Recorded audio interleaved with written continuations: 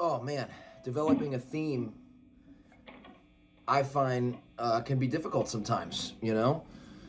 But at the end of the day, I have to keep it simple, you know? And for something like this is a nice little chord progression that just been messing around with because I enjoy the way chords move and that kind of thing. It's not very complicated. It's just F sharp minor with an open B string and an open E string. So what I got here is I got the F sharp, I got the E and the A, open B, and then the flat 7 E. So it's like if you want to think about it, it's like an F minor 7, sus 4 with a, flat 7, or, that's already minor 7. So got that on the top. And then the next chord, moving that same shape just up a whole step. And that's going to give you this sort of, I guess, you got that, if you're playing, if this is a G sharp minor 7, you got a 6 right there, or a 13, a flat 13.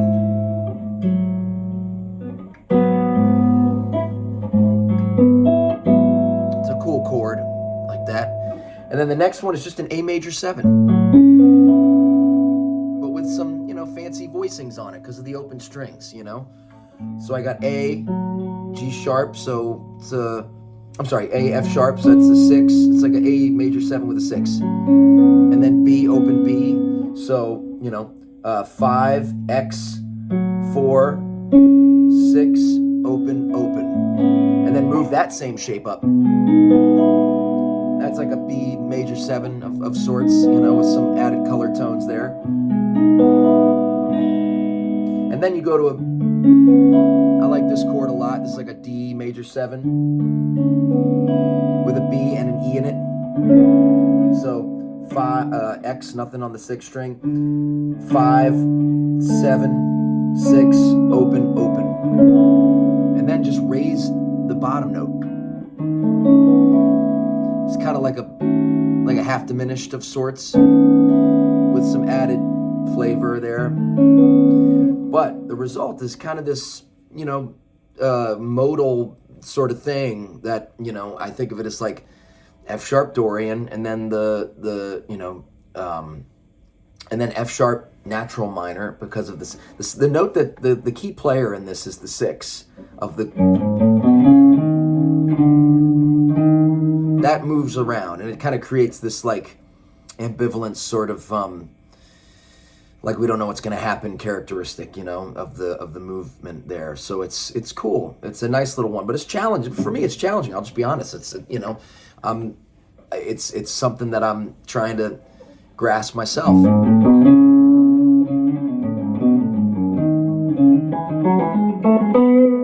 So it's like, you know, the D major 7, I'm sorry, D major 7, and then that, like, that's another way to do this, by the way. If you're playing like a C shape of D major 7, like that, which is, if you don't know what these are, you need to know these. That should be very apparent what I'm doing. I'm taking a C major, right? Like a C major 7 chord, a cowboy shape, moving it up a whole step.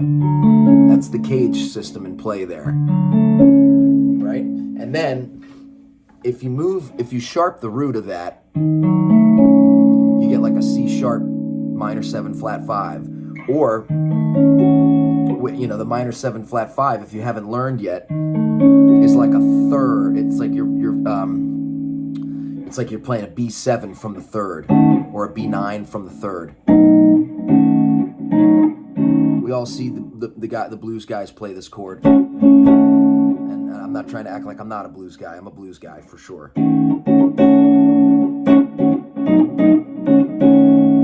But that being said, you know, in the concept, I think I played that arpeggio a couple times. That's a good one to have under the left hand there.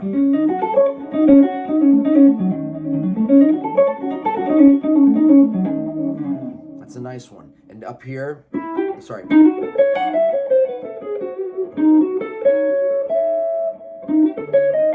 Sorry.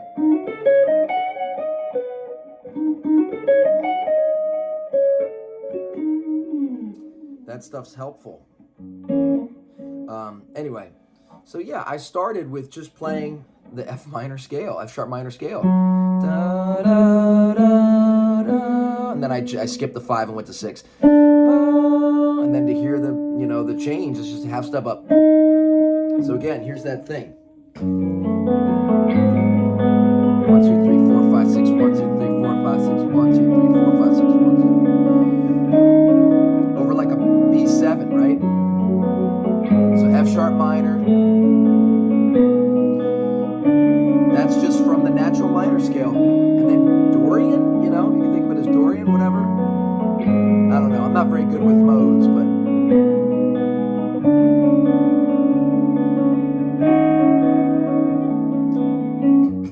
I kind of think of it like B7, you know, that's, and I probably shouldn't. Maybe I shouldn't be thinking that way, but I probably should be thinking modes. Maybe I'd be a better player if that were the case. I don't know, but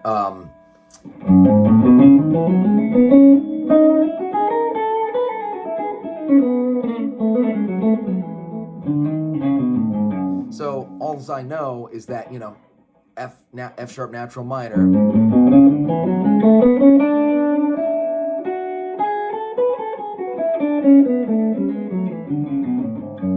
right?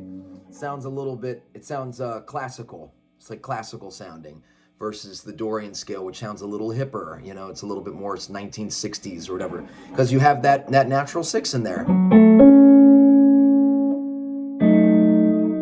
It's very Pink Floyd-esque, right? That kind of thing.